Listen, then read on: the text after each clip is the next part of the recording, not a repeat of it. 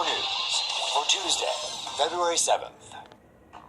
Armed customer shoots and kills diaper thief at Walmart. Talk about one tough customer. A band of suspected thieves trying to make their getaway after a diaper heist at a Florida Walmart were thwarted by an armed shopper who was packing heat.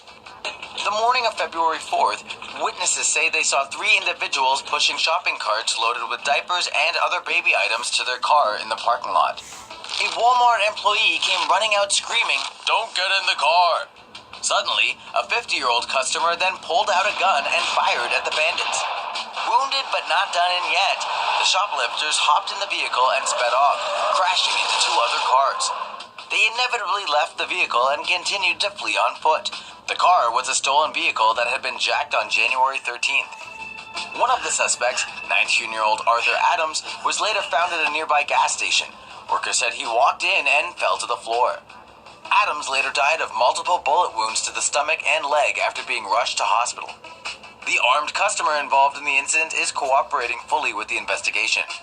He claims he fired the gun because he felt threatened. Police have not disclosed whether he has a license to carry.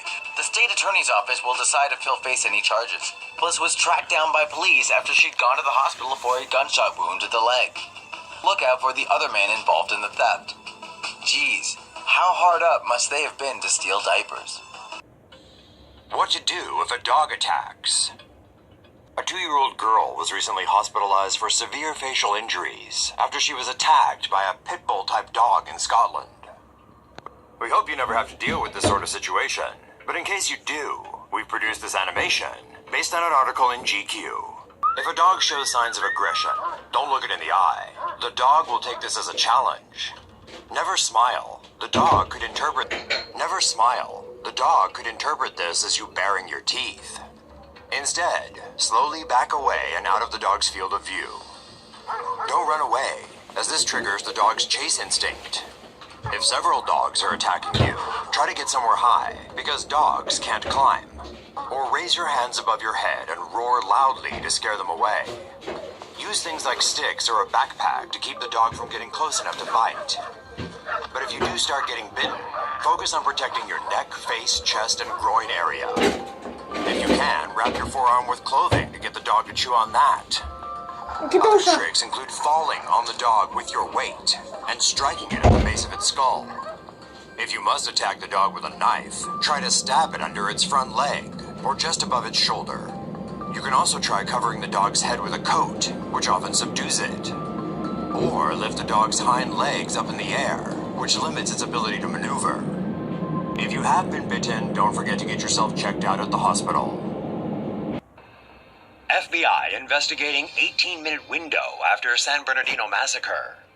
Federal agents are seeking the public's help in investigating the 18-minute period after shooters killed 14 people during the ISIS-inspired massacre in California last month. After the December 2nd attack, shooters Saeed Rizwan Farouk and his wife Tashfeen Malik drove back and forth in a large area that encompassed San Bernardino and Redlands. Investigators say the duo went to Lake Secum in San Bernardino around 45 minutes after the shooting. However, their whereabouts between 12:59 p.m. and 1:17 p.m. remain unknown. The FBI say finding out what happened during this 18-minute period is critical, as the pair may have contacted others or visited a home or business.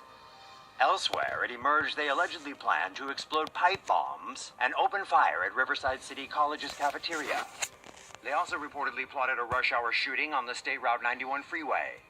But thanks to the efforts of law enforcement officials, those alleged plans never came to be. Farouk and Malik were killed in a shootout with police hours after the massacre at the Inland Regional Center. Pregnant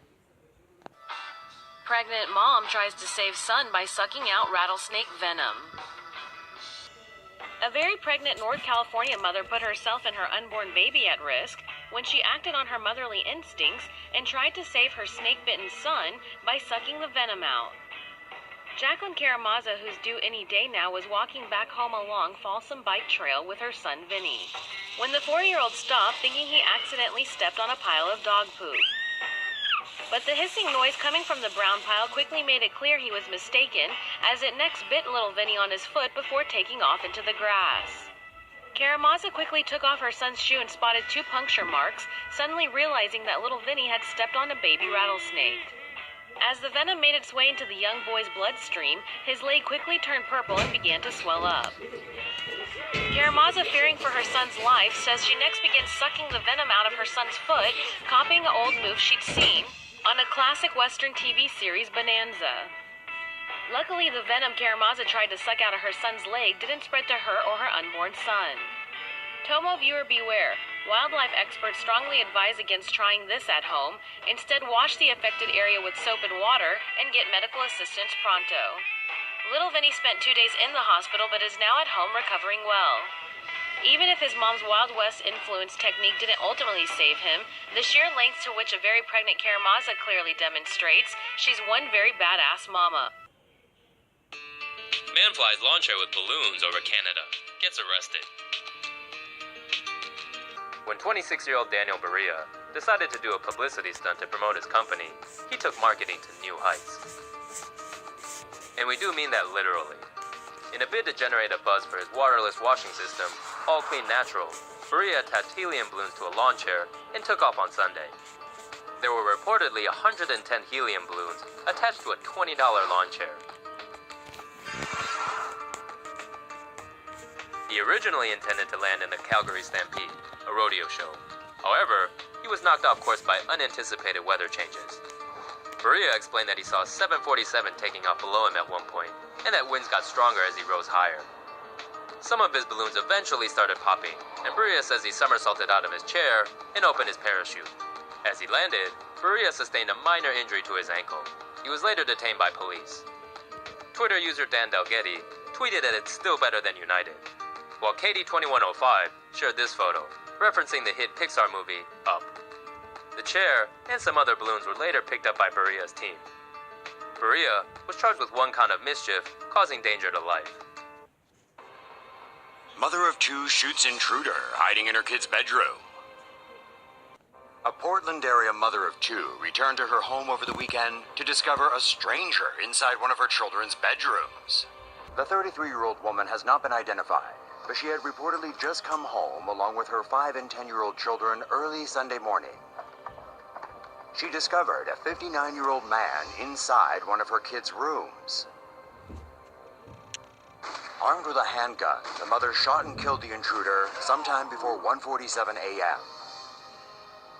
The identity of the male suspect has not yet been made public.